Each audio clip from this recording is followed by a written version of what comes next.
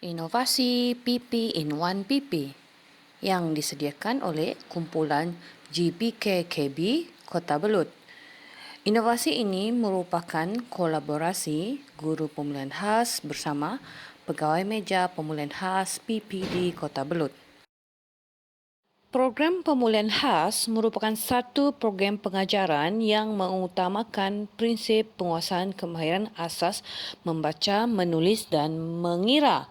Kemahiran asas membaca mengandungi 32 kemahiran dan ianya terbahagi kepada 4 cabang iaitu huruf, suku kata, perkataan dan ayat perenggan.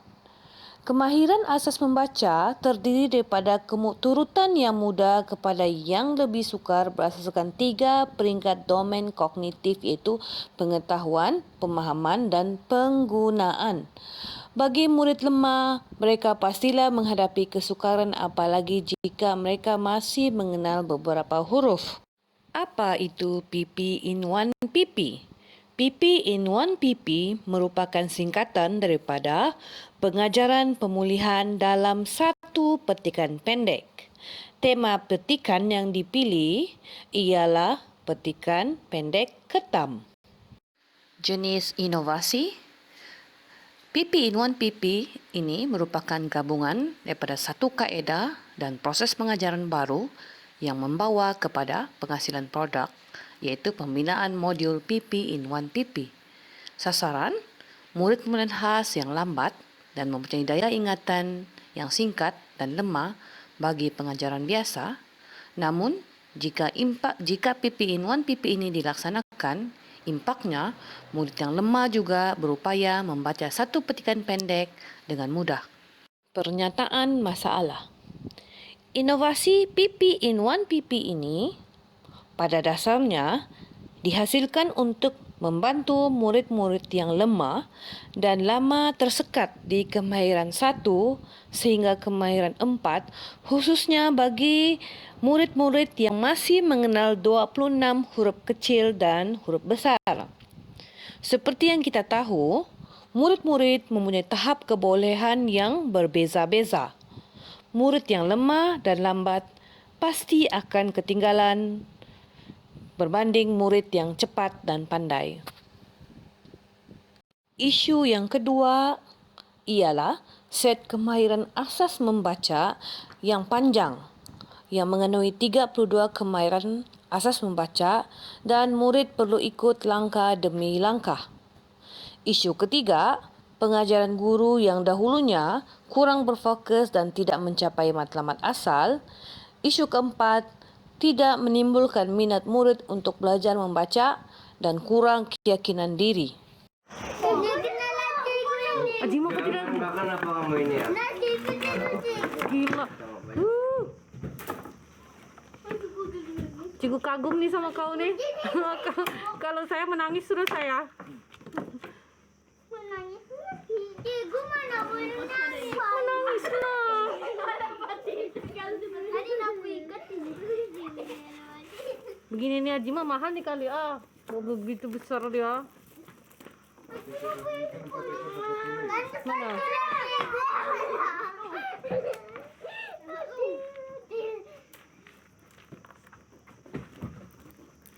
Sampai no.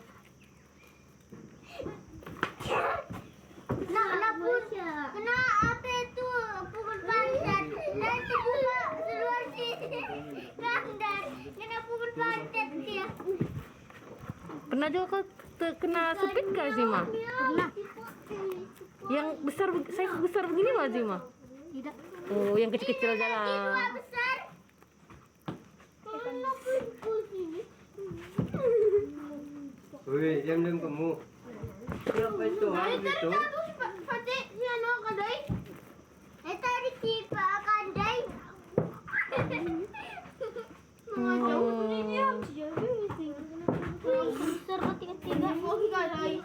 Yang penting supitnya nggak kena ikat nih kan?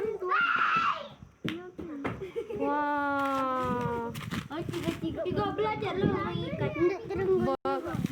Kau cikgu kau suruh teriak sudah cikgu. Yeay. Pemilihan teks petikan fasa pertama bagi inovasi PP in 1 PP yang bertajuk Ketam ini dibuat berdasarkan rata-rata murid kelas pemulaan Hamzah Fansuri, iaitu murid yang diajar oleh saya, tinggal di kawasan persisiran pantai dan sungai yang kaya dengan ketam bakau dan ketam laut. Jikalau kita lihat gambar ini, merupakan salah seorang murid saya yang sangat tangkas mengikat ketam bakau. Penyediaan bahan PP in 1 PP. Terdapat 4 komponen yang diperlukan. Itu pertama, modul PP in 1 PP yang mengandungi 4 langkah dan 11 aktiviti yang turut disertakan dengan tugasan bonus kebat. Kedua, kad petikan PP in 1 PP yang berlainan tema dengan 11 kemahiran pemulihan yang digabung jalin namun masih berpandukan kemahiran asas. Komponen ketiga iaitu bot gitar semula merupakan bot pengeras daripada kulit buku tebal terpakai yang sudah tidak digunakan lagi, ditransform ditukarkan kepada bot PP in 1 PP yang dihias cantik, yang mana kad PP in 1 PP yang berlainan tema diletakkan ke dalam bot tersebut. Komponen 4 merupakan kad prestasi murid. Kad ini digunakan untuk menanda tahap penguasaan murid setelah menguasai 1 PP in 1 PP. Kemudian, bot PP in 1 PP pandangan belakang. Kad PP in 1 PP diletakkan ke dalam plastik lusiner yang dilekatkan pada bot bagi tujuan mengajar murid. Huraian inovasi PP in 1 PP. PP in 1 PP ini mengandungi 4 langkah dan 11 aktiviti termasuk aktiviti bonus kebat. Langkah 1, murid menyebut dan menulis huruf yang terdapat pada petikan pendek di mana murid perlu menyenaraikan 16 huruf daripada petikan tersebut. Kemahiran yang terlibat ialah kemahiran 1 huruf kecil, kemahiran 2 huruf besar, kemahiran 3 huruf vokal. Huraian aktiviti langkah 1.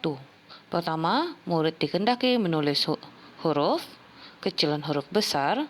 Kedua ialah fonik konsonan. Bagi huruf konsonan yang belum dikuasai, murid melukis huruf dan mengunting gambar berkaitan dan menampal ke dalam aktiviti. Aktiviti ketiga, vokal. Murid mewarna huruf vokal dan jika masih belum menguasai, murid menggunakan teknik collage dan kaitkan dengan gambar. Aktiviti tambahan bagi huruf yang belum dikuasai, aktiviti seperti latih tubi menyalin, menulis di pasir, udara, permainan pancing ikan, bowling huruf dilaksanakan sebagai pengukuhan. Langkah 2, murid menyebut dan menulis suku kata KV yang terdapat pada petikan pendek. Terdapat 11 suku kata KV dalam PP in 1 PP ketam. Kemahiran yang terlibat ialah kemahiran 4 suku kata KV, kemahiran 5 perkataan KV, kemahiran 6 perkataan VKV. Huraian aktiviti langkah 2. Di sini, pertama, murid dikehendaki menulis 11 suku kata KV yang terdapat pada PP in 1 PP tersebut. Kedua, kaitkan dengan gambar. Murid menampal gambar berkaitan suku kata KV yang belum dikuasai. Ketiga, berdasarkan KV yang sedia ada, guru bantu murid menjana idea membina perkataan KV.